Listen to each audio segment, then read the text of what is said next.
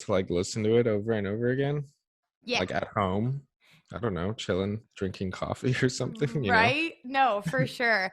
And it's just kind of like that listenability that makes it really fucking awesome. Thank you so much, Doug, for coming on the show. I'm really fucking stoked we were able to make this work.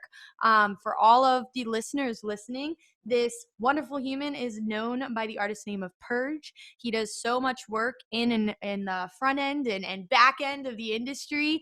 Him and I just released a song called Home about 2 weeks ago, and it's doing phenomenal. I know a lot of people who are fans of Doug have listened, fans of myself have listened. So yeah, thank you so much for coming on the show, Doug. Of course. Been trying to make it happen for a minute already. I know, right? I feel like that's how it always is. Everybody's like, all right, let's do it. Let's do it. And then life just gets busy. And I feel like right now, life is just getting busier than ever coming out of Oh COVID, yeah. you Oh know? yeah. So Shit's you were in LA last week, right? yeah, yeah. That's dope. That's dope. What were you doing out there? You said you were doing some work, right? Yeah, I go out there to do like a lot of like work for my friends and stuff like that. I've been working on my friends. They're called Alexander Smash. They're super, super new, but one of the guys is like Run DMC's son, Wow. Jam Master Jay's son from Run DMC, and the other guy's like No the shit. biggest club DJ in Houston, and I've just been helping co-write their music for a bit now, and they're making hella moves already. They only have like 3 songs out, and they have a song coming out next week with a Nightmare already What on the Ultra fuck? Music. Yeah, this is the fourth What? release, and they have an Ultra release already. Jesus Christ. Dude, it's like it's all about the grind. And I think so many people don't realize whether like you're reinventing yourself or rebranding or like doing a new project, how long it actually takes to like get that workflow under control and like see the vision clearly before you're able to just like hit the ground running and have shit like stick on the wall. Yeah, yeah, and they were ready for it. They were ready to launch this project. Like if you just looked at the project, like the artwork is so beautiful. Like they have like their branding down so Yes. tight. I don't know. It's just they came out the gate super hot. So I mean, I'm not surprised that they're like popping off so quick. That's fucking sick. And you, I know you do like you've had crazy releases this year already. You've had a handful on Subsidia, you just had one Yeah, on Welcome Records, and then you've done a shit ton of independent releases, which yeah. is I feel like that's the move is like that balance. I don't know. What do you think about that? Yeah, the independent releases. Honestly, most of my independent releases are like the really melodic ones. Nobody wants to sign like my melodic songs, surprisingly enough. And I always think those are the ones that are going to be like, oh, yeah, this will definitely get signed. But nobody wants to pick those up. Everybody just wants to pick up like my heavier tunes. And that always catches me off guard.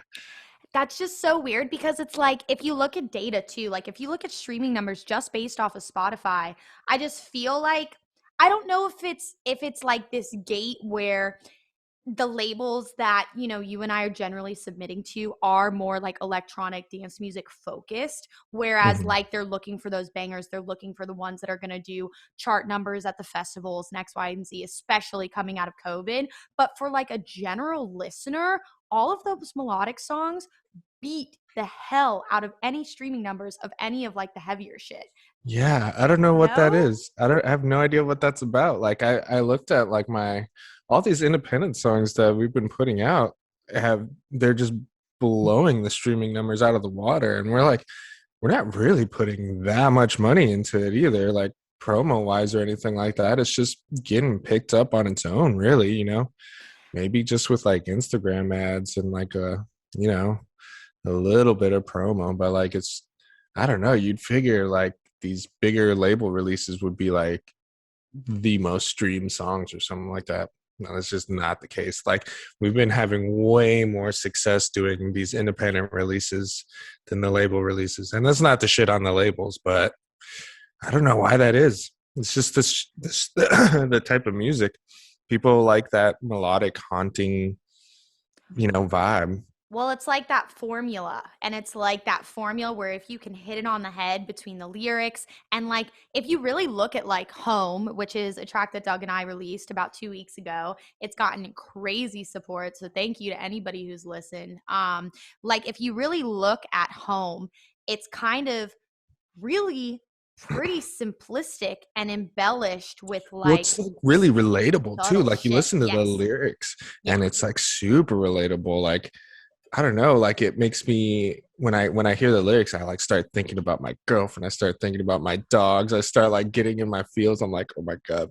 Right, Well, right. And like it's like that's the goal. And I feel like for the longest time, I felt like I was just like, and I'm sure in your like earlier stages in your career, you may have felt the same way too, but I felt like I was just like using these reference tracks and going in like these sound design sessions and being like, okay, like I'm putting this shit together and like it's cool, but it's not like pushing emotion like off the fucking stereo system, you know? right, And like right, I right. felt like this was one of the first tracks that I was able to be a part of that it did that because it's like I'm getting videos of like kids singing it in the car. And it's like when does that Yeah, yeah. happen with like at people at our level, you know what I'm saying? Hmm. And I feel like it's like a learning lesson for up and comers too where it's like hey, like don't get discouraged if the label thing isn't working for you. Like if you think like a track is solid and you have like multiple ears on it and they're all telling you the same thing, like release that shit and see what it does. Right. Yeah. I mean, I look at like like somebody like Seven Lions as like a really really good example because Yeah. I don't know, it's not like he got big overnight. He like just kept releasing this like really consistent, like really beautiful, like the I don't know, beautiful music that people were really related to, and like people just started screaming it at his live shows, and then I don't know, and especially when he went more independent and started his own label and stuff like that, he like really blew up, you know. So He's I like created this culture too, you know, like that has yeah, that niche sound that he's always done. right, and I really look at him as like a huge influence, even though the music may not be that similar. It's like kind of similar, but like as far as career path, like watching his steps was really like, oh, I feel like it's like a longer path too. And I feel like so, I mean, it I'm is. impatient as fuck. I think all Yeah, artists are impatient as fuck. But like, yeah, if you're able to like I tell all of my kids on Patreon or kids who take lessons, it's just this is a very long road if you want it to be a sustainable career path. If you want to just be support for the rest of your life and be on the touring bills and all that shit and like hardly make anything and just get by, that is a quicker career path and that's totally okay to take. But if yeah, you want to sustain this for the next decade to 2 decades of your life, because like every career does have a shelf, you know, and you do have like an end date, but I feel like the more of a foundation that you put in and the longer that you take to build these bricks of like, you know, stone instead of straw, like the better it's going to be on the other side because just as quickly as you can go up, you can come right back down. absolutely, absolutely. I think about that shit all the time, and it really really makes me want to work harder on like building my own lane rather Mhm. than trying to. And I've always kind of not totally fit into like the like bass clicks or like trap guys or like any of those guys. Like I'm friends with a lot of those guys, but I don't feel like I'm in the cliques, you know what I mean? Like I've always kind of just been like the guy on like kind of on the outside that's like friends with everybody but like not totally integrated into like the system or like the I literally industry. feel the same way. I feel the same exact way. So Yeah, like I get you there. And it's like there's definitely like pros and cons to it where it's like you can sit down and everyone knows your name and you're like homies, but you're not necessarily the first person that someone's going to do like a favor for, you know? yeah, And 100%. Yeah, yeah, so I feel like when it comes to that, it's like if you decide to take that lane and not really sit down at one of the fucking high school kids' tables, like you really have to have your like art speak for yourself. And that's what I feel like you've done the past X amount of years. I remember the first time I met you, it was the first time that I had ever been on the other side of attending a festival, which was EDC Orlando, what, 2018, 2019? When you played. 2018, I think. Yeah. Yeah, 2018. And I remember meeting you, met Eric, and I was just like, damn, like this is cool. And ever since then, I've just like watched you completely like flourish in your own lane. And like, is this the path that you've kind of always seen for yourself? Or have you just kind of been going along for the ride and just like deciding to just put out shit like consistently? To be honest, it did kind of start off as like going along for the ride. I saw an opportunity, you know, to I saw like money, you know what I mean? And Mm-hmm. that's really what it was at first. I was just like, oh man, this electronic stuff looks like it's a lot of money.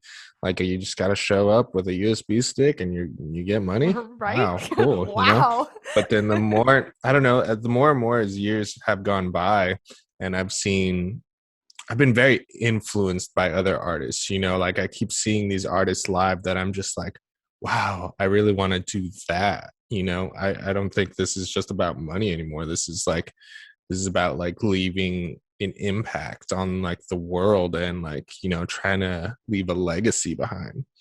And I like Mm. really, it was like artists like seeing like Nero live. I was like, oh shit, You you saw them know, the other day, right? yeah, I Dude, always try okay, to tell see me about Nero. that. I would cry. I would be on the floor crying. Yeah. They're one of the like few groups that are just like inspiration level like here from them. Oh Like, yeah, I you listen to know? Nero like every other day, Yeah. Yeah. at least for electronic music too, because like I didn't come from like electronic music by any means. Like I listened to a lot of punk and like hardcore and metalcore Same. and stuff like that. So like Nero is like one of those artists where it's just like it's really special to me because like for me to step out of my comfort zone and listen to like an electronic artist is that's like huge. But like Mm. Nero's so artistic. Like the It's music is all so cohesive, but like so every song is so different. But then like live, it's just so emotional. Even like the heavy songs have like this like emotion to it where you're just like, "Fuck, yes. yes. You It's know, and I like don't know how to explain that, you they know, but bridge that's the what I gap. want.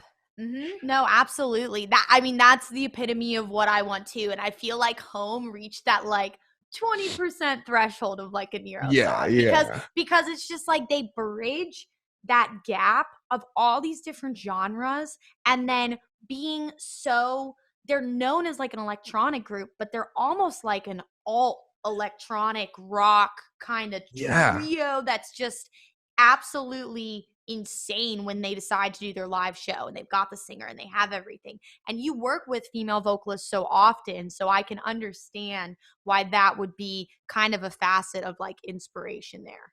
It is. I don't know. It's something about like females voices singing. Like they capture this like emotion so much differently than a lot of guys. There's the other guy that I love working with, Dave.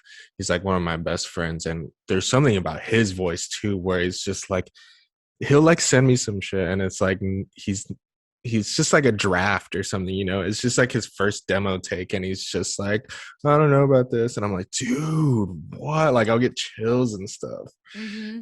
and I love that. You know, that's what right off the bat matters to me. You know what I mean? Absolutely. And I think there's like that key in having that vocal connection because we get so wrapped up in our little world of producers that is literally like 5% of everyone who makes up this industry and like all of the fans and all of the consumers.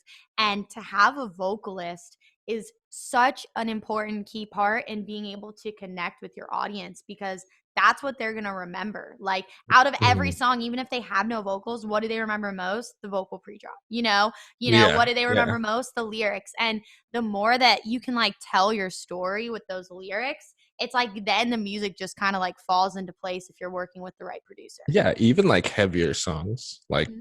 like Gristronics, like that pre-drop vocal was just so perfect, you know? Yeah. Yeah.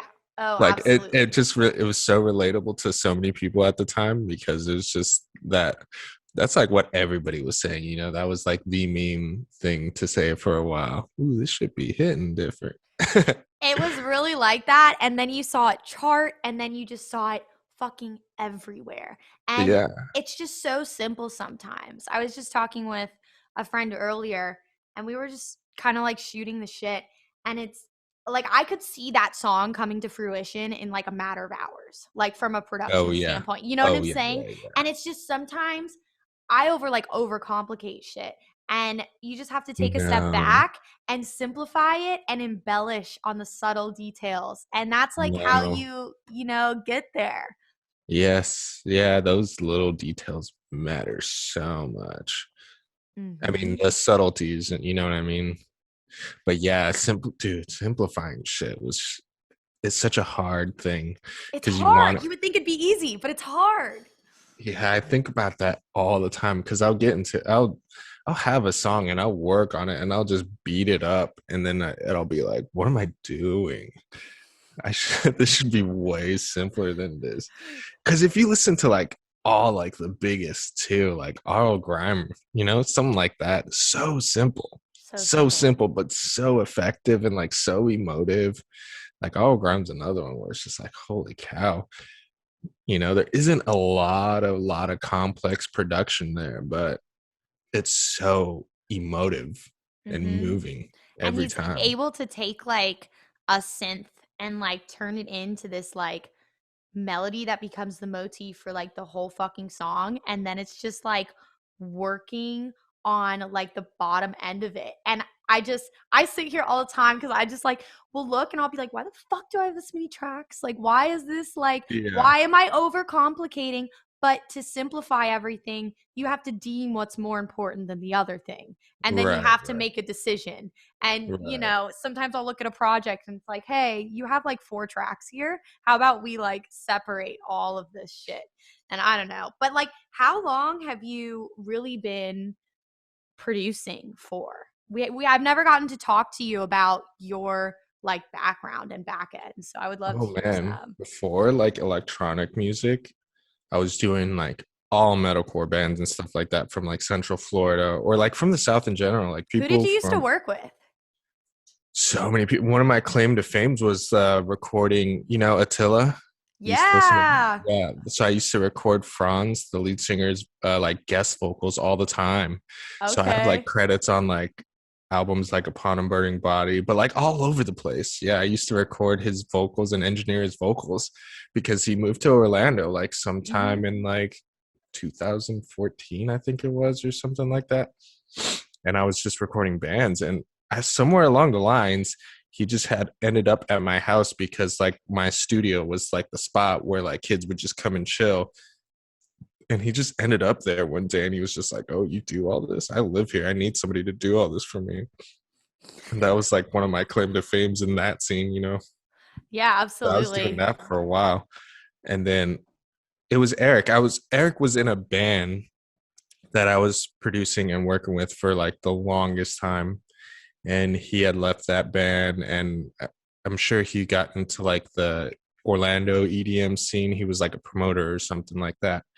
And it was just like one day he just like messaged me because he saw that I had been playing around with like just crappy, I don't know, EDM tunes. I think I was like I got into like listening to Dead Mouse or something like that back then, and I was like trying to copy that, and I was just posting these random SoundCloud links on my Facebook just for fun. Like it Hmm. wasn't serious at all. And he saw that and he was just like, "Hey, like, you know, I kind of do this.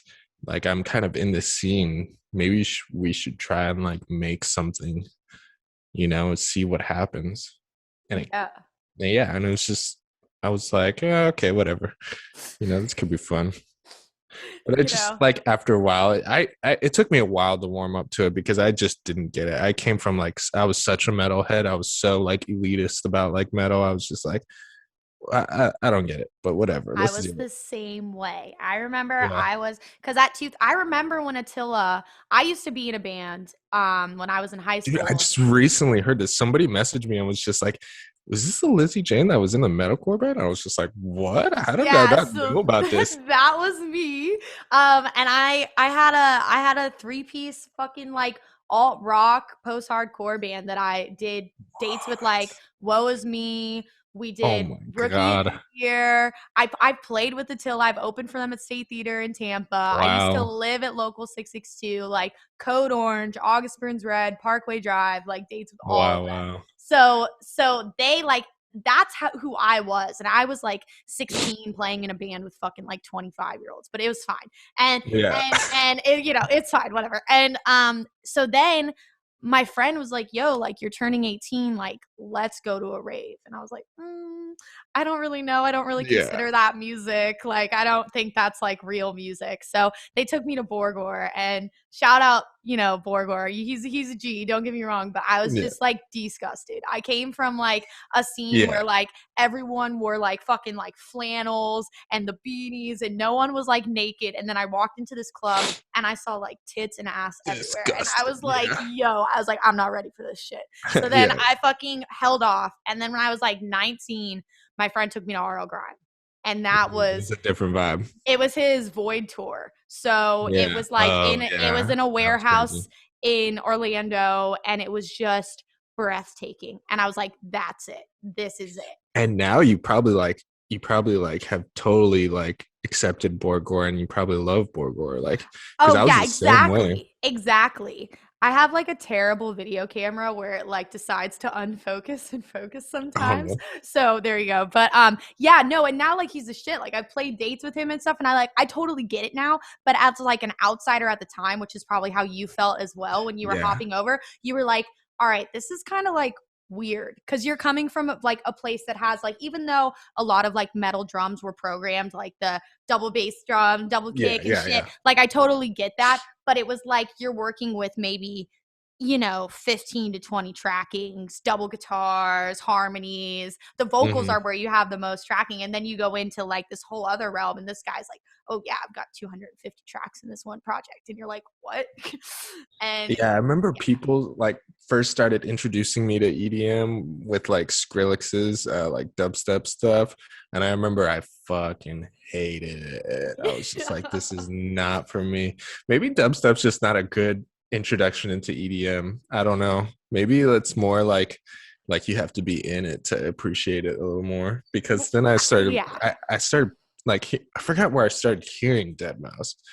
I think I was like I had like a summer job or something, and I would play it in like the office or something, and I'd be like, "What is this? Like I've never heard this before."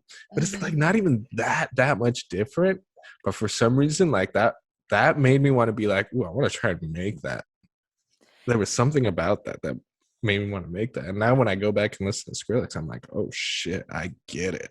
Right? You're like, oh, fuck. Well, the thing for me was like, I can understand for you, maybe back then, like, connecting with Dead Mal more than like Skrillex, because I like listen to your music and I feel like I hear like influences from a vocal standpoint and like melody standpoint that like could be taken Yeah, from that Dead Mal like first 100%, days. But 100%.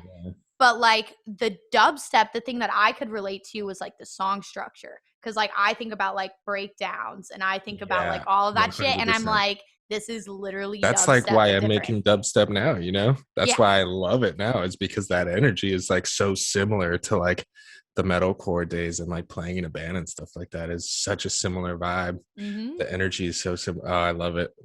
And it's like the mosh pits. Like I love all that shit because it makes me Yeah. feel like I'm like at this like it's a different, like, don't get me wrong, like the vibe of the crowd overall is different. Hmm. However, there's these points in time where you can tell there's metalheads in the crowd and you can tell Yeah. that they're like fucking Oh with yeah. it, because it's like that would be that gateway. And unfortunately, I feel like when we were growing up, I know we have like a little bit of an age difference, but it's like I was on the tail end of Warped Tour. So Hmm. it's not like to the kids who are our age at that time, this kind of music, just like the metal, the post-hardcore, it's not as big as it used to be. And No, maybe not at I'm all. just not as involved, but I think like Warped Tour not, being a thing anymore, like all of that stuff was just like a huge decline of, and then COVID, it's like even though we were able to I like know. do shit here and there as a band, you can't do shit. Like you can't do it, It's tough. It's so tough. Oh man. Yeah, I yeah. think back about it now, and I still have some friends in the industry who are like still doing it, and it's just career wise, it's so tough.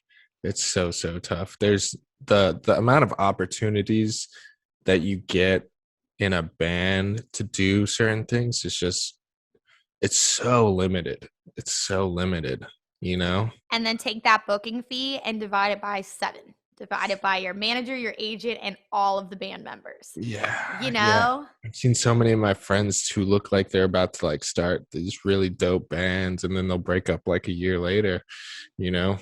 Like they'll be so solid. They'll come out with music videos and it'll just like, yeah, dude, that looks like it's gonna blow up. And then it's just like it just dies a year later and it's just so hard to sustain. And I feel bad because like I love the music so much. Same. But like even the bigger bands I feel like are struggling still unless they've figured out like other incomes, you know what I mean? Other Mhm. streams of revenue. I think a lot of them are struggling. Yeah. Like Yeah. Attila, like Franz, he's making money off of so much other shit. He did an interview recently with like Adam 22 from like the No Jumper podcast. It's Okay, like yeah. yeah, the hip hop podcast. And Mhm.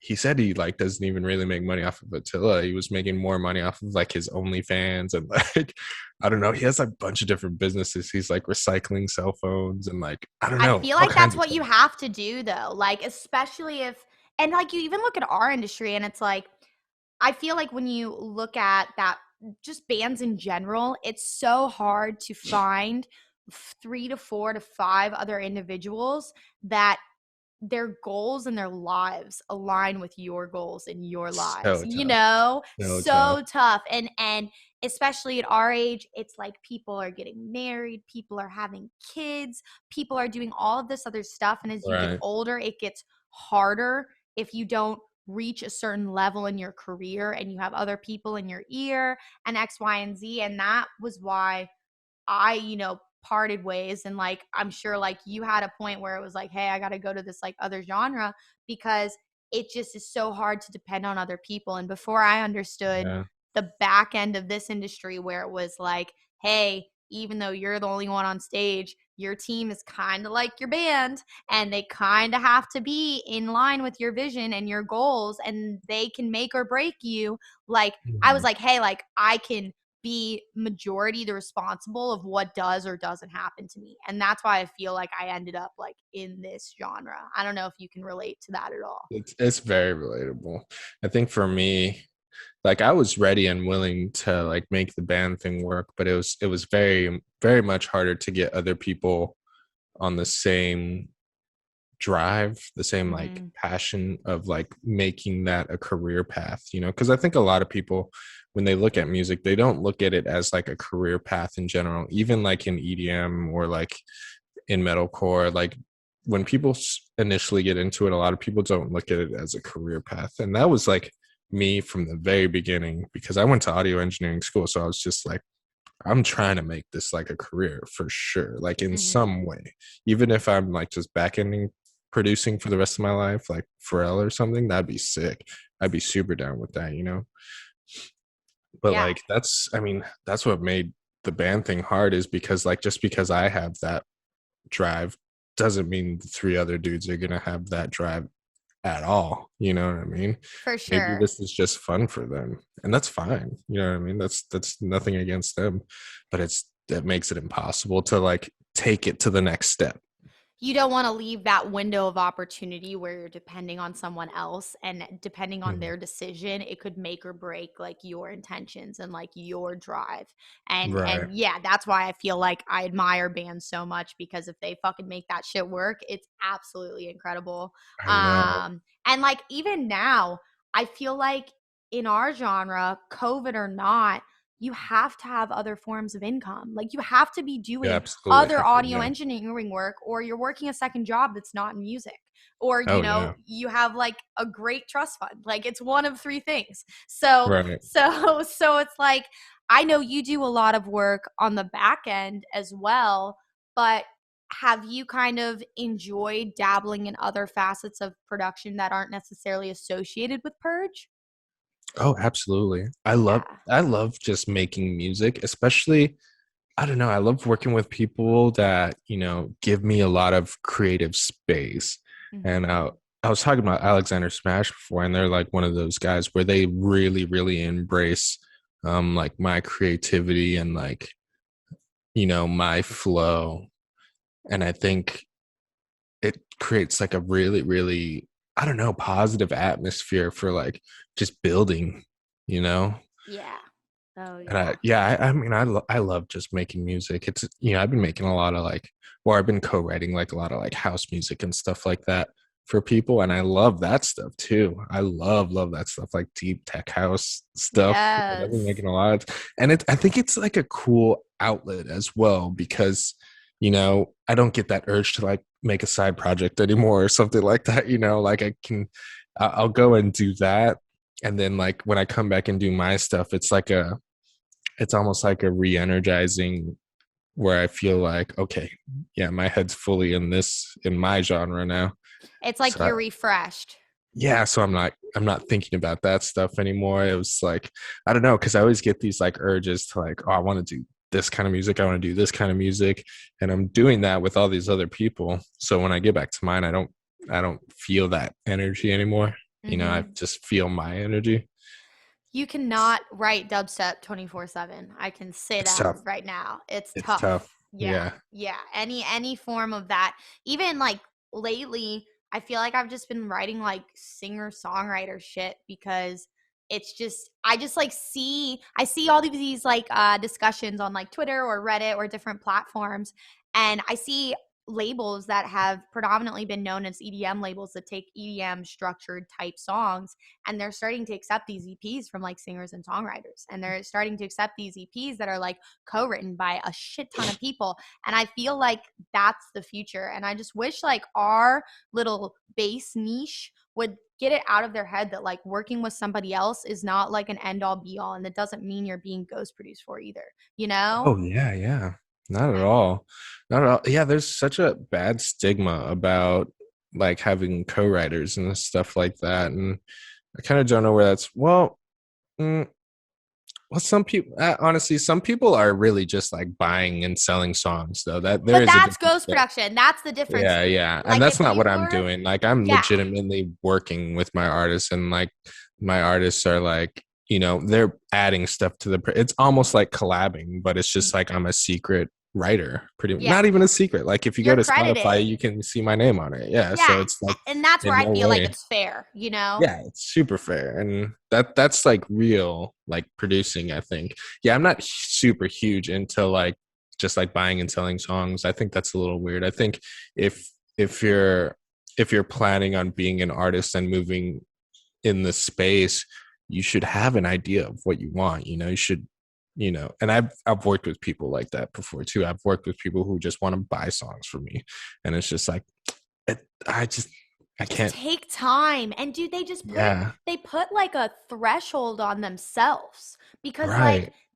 this shit is hard, but by no means am I a fucking rocket scientist. Like everyone starts at like a certain level where you're gonna suck. Like the only way to not suck is to start and commit yourself and get better. And then all of a sudden you're gonna turn around one day and you're gonna be like, holy shit, like those last 3 years of me sucking, now I'm writing some shit that's like kind of hot, like that's kind of kicking. And it's Hmm. just time, but people for some reason that like the thing that always got me with the whole ghost production aspect is I get it in pop music. I get it even in huge electronic albums. There's 20 different writers, 30 different writers Oh producing yeah. for it. Oh yeah. But like as an up and coming artist, like we're called producers and artists. So like I feel like you should probably like try and produce or have this aspiration for yourself to have like a goal in mind to where you want to go. There's so Yeah. such as yourself, such as I think of like Defire Society, I think of Ill Gates School, where like take that money you were paying for ghost production and invest it into yourself. And you're gonna go so Hmm. much further. And some people just don't Hmm. want to have they just don't have the patience, or they just don't want to put the work in, or they just want it to be a hobby and it be like a 2-3 year thing and then kick the bucket and move on. Yeah, you unfortunately, know? I've worked with people in the past who really they just have money, and it's just like they want to be popping, and it's just like unfortunately it's just like a lot of the ideas were so uninspired, and it's just like, do you really want to do this, or like Hmm. you just think it's a good idea because you have money to put into it, and it's just those are never ever successful. I look back at those guys and they're just not doing it anymore. And Yeah. I have songs out with them and with my name on it, and it's just they just didn't go anywhere. And it's just like, Yeah. damn, dude. And it's just like, I don't know, it's just a threshold like put on yourself, and I just, I was always just like perplexed by it, but it's just a part of this industry. And it's a great way for people like yourself and like people who are incredibly seasoned to make money, to be able to reinvest in themselves. But it's always hard, and I feel like the co-write kind of concept that's becoming a little bit more widely accepted in our like niche of music is definitely the way to go. And in the future, I hope people are like more down for it, because it's like you don't have to Yeah, put purge on a track that you're putting your 2 cents in and saying, hey man, like I have some ideas. Like if my friend I send my track to mix and master says, hey, I'm gonna swap out this kick, I'll be like, thank you, like thanks for swapping out the kick. That's not you yeah, yeah. ghost producing, that's you putting your 2 cents in and like helping like the body Oh, of a good absolutely. idea, you know? Absolutely. There's oh my goodness. Even like I wouldn't say I needed a co-writer or like a co-producer or anything like that, but I would totally welcome like having like my homies in, like just sitting down with me and just talking about, oh, maybe she uses this kick, or like just that kind of stuff, or like even make a melody for me.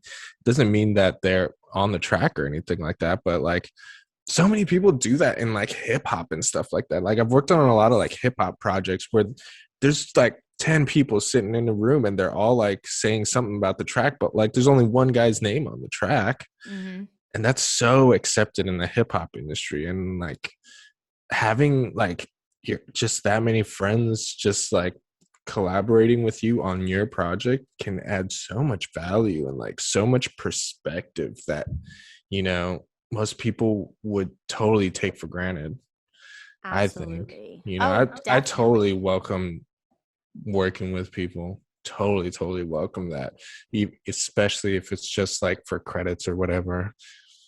Definitely. And it's like, in my opinion, you're always going to get a better result having more minds on it than just one. And that's why, like, even in our little niche, I always encourage like everyone around me to get feedback on their shit, because that's like the accepted way in our industry that you're going to get that kind of second opinion and perspective on your track, in order to be like, hey, maybe you should consider this, hey, maybe you should fix this. Because if you just sit alone in your room, like not only are your like ears gonna burn out, but you're not like pushing a track to its full potential if you're not hearing the reaction of other people that are gonna listen to Right, it. right. Like you're just only getting your perspective on it, and your perspective is so limited by what only what you know or what you have Mm-hmm. experienced. And it's just that's so finite. People think they've experienced all the music they need to experience, and it's just, or experienced all the things they need to experience, and it's just, dude, even your friend like that you think all about, like it's just they probably have all these different experiences compared to you that you know that you would never even think about, and they Yeah. would come to your shit with a completely different perspective altogether. There's just no way like could you could have enough to be perfect. Yeah, no, there's absolutely no way. And it's like, even with like home, I remember when I was like working on the lyrics, where I went to go record them at my homie studio, just to give you like a rough draft, like just some ideas. And like, even him was like, yo, like you should wrap this up by like adding an outro. Like you should wrap this up by doing this. And I was like, oh, that's a fucking fire idea. And then I did it. And I'm like, now that's my favorite part of the song. So Yeah, like that would have never yeah. happened if I Oh my wouldn't have god, shared it, outros. you know? Outros are the move in 2021. Some people just end the song with like an I impact, and know. I used to, don't get me wrong, I used to fucking do that shit. But like, it's just like embellish the song for everything that it is. And I hate how in our industry we're just like expected to put out like a new piece of music every 48 hours. I'm so surprised the impact that Home has left in the 2 weeks that I still have people messaging me about it, because usually I release a track And 72 it's hours, done. 80, 94 hours, it's done. Yeah. You're never going to hear about it from another Yeah. person again. Yeah, So dude. That sad. It's I've so been thinking sad. about that a lot. Yeah. Yeah. No, I Yeah. mean it's oh, man, I think about that a lot too. Holy cow. It's like, is someone gonna listen to the song past the 2 day mark? you know? How are That's you huge. supposed to make timeless music and release music every 48 hours? How are you? That doesn't, you can't put those two things in the same sentence. You can't even put those two things in the same month, you know? Yeah. Like people still message me about like older songs, like the song Never Let This Go I put out on Play Me, Mm-hmm. which was like we didn't know how good that was gonna do, but like people still message me about that. And it's because we did like that whole campaign about like mental health. And then there was that music video that we did that was like all straight, geared towards mental health. And it like left an impact on people, Yeah. and people who are just discovering it today are like, oh fuck, you know, whether as like some of the heavier tracks I put out, I just, it'll be like, yeah, 1 to 2 days tops of people like reacting to it, and then it's you just don't hear about it. Yeah. But that's And that's unless like every DJ is playing it at festivals, it just disappears. yeah, I And think that's what a lot of people shoot for with the heavier stuff, huh? yeah, I It's mean, I getting that think DJ so. support.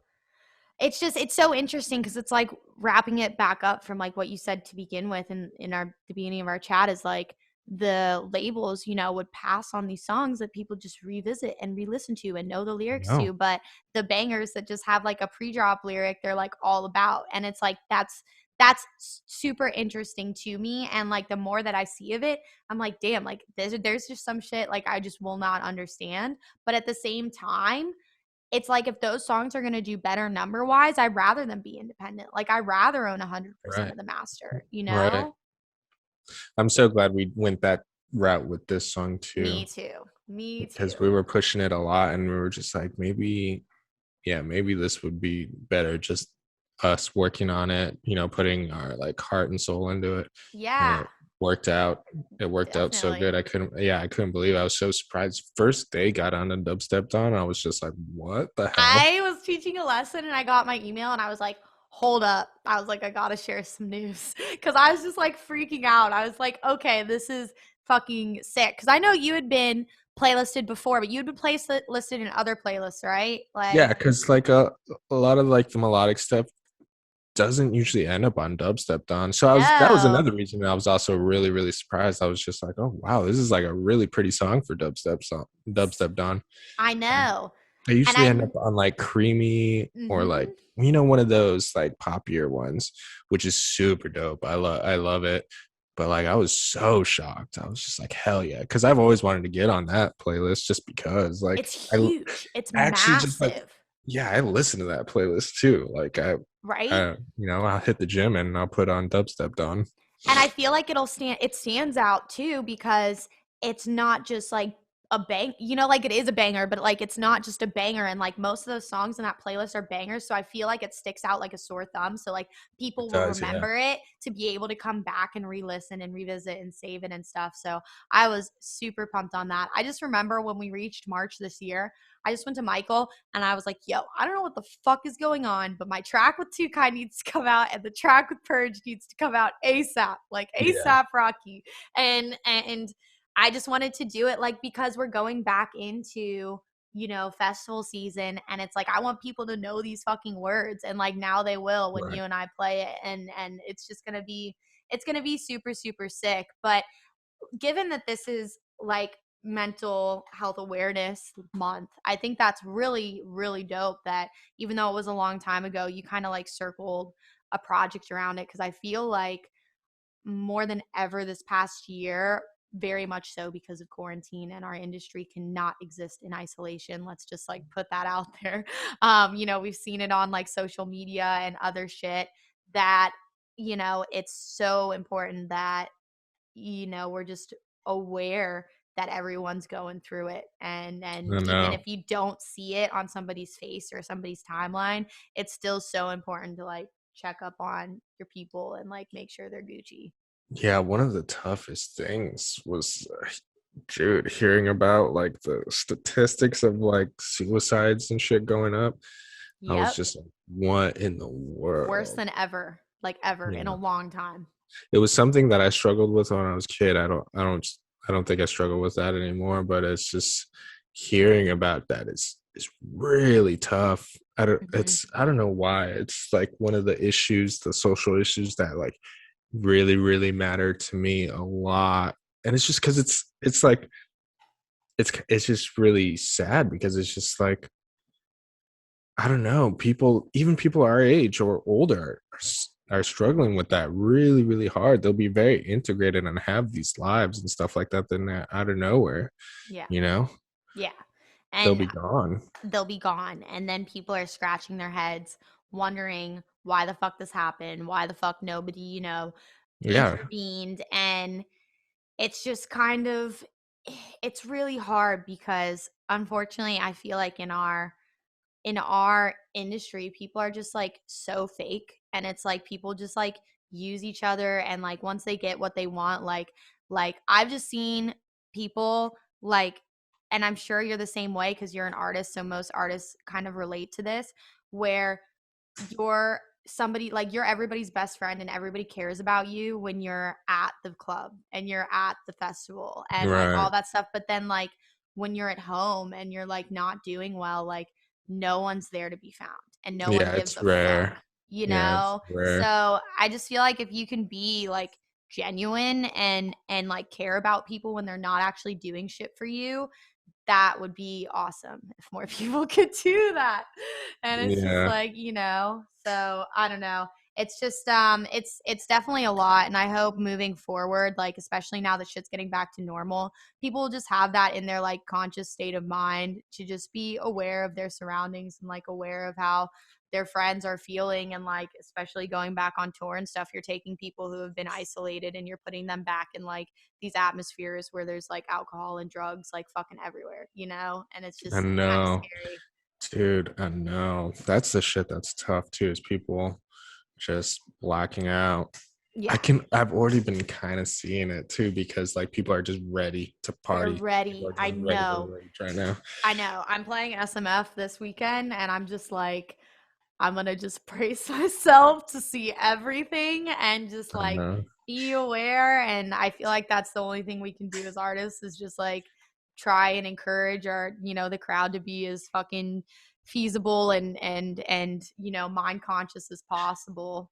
So yeah, I mean, before we wrap it up, is there anything that we can look forward to? Also, I wanted the listeners to know that you did just drop a remix on Proximity, which is a huge fucking deal. Yeah, So that that was one with was a little. Talons, right? Yeah, that's a Vegas homie. I love him to death. He's so fucking Yeah. cool. Yeah.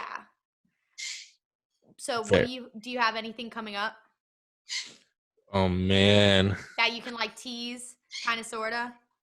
Yeah, I'm thinking. I'm Okay. thinking. Okay. Music wise, I can't drop anything, Okay. but there is a lot of music stuff happening. But we are actually planning a tour Ooh, for August, September. sick. August, September-ish. Yeah, it's gonna be like a few different festivals mixed in with like a few different clubs, and Yeah. Fuck some of yeah. them are direct support. I'm gonna be headlining a few. That's exciting. Yeah, it's gonna be cool. I'm excited. I'm I don't I'm know if heading I out want. to NOLA to play that event that you played a few Yeah, times ago. oh my I'm excited. goodness, it's a That looked perfect lit. time That looked to. so lit. Yeah, Yeah. it's the perfect time to play too because I think they just opened up. Hmm. Um, like they're opening up the capacity too. So I just recently saw one of the shows they did this past week, and I was just like, "Oh, sick! I wish I was doing it now." Yeah. No, but it's gonna be super, super sick. But I'm sure Vegas is like starting to pop off. Vegas is crazy. I just saw Dead Mouse and Nero. It was like sold out. There was 10,000 Oh, people. I was just like, we're "What the coming to hell?" Vegas July. I play a show in California on the 9th. We're coming the 10th to the 13th. So we'll have to meet. Just I to would hang. love, yeah, just to hang. I would love to meet you 10th to and your 13th? girlfriend. Yeah, Let's do absolutely. it. Oh my Let's do god. it. Wait, We're gonna 10th. stay at Encore. Is it June? January? July. July? Oh, okay. Hell yeah, dude. Yeah. Yeah. Yeah. That'll be Yeah. awesome. Yeah.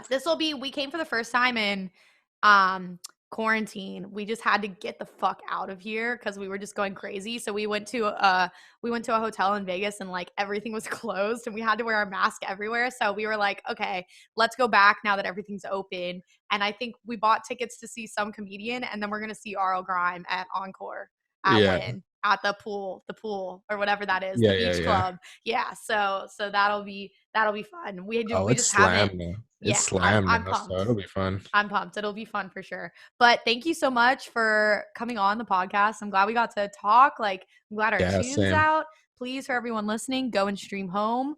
Track with Purge and I just dropped a few weeks ago. But yeah, thank you so much, dude. I'm gonna stop recording. All right. All right. Peace out. Peace.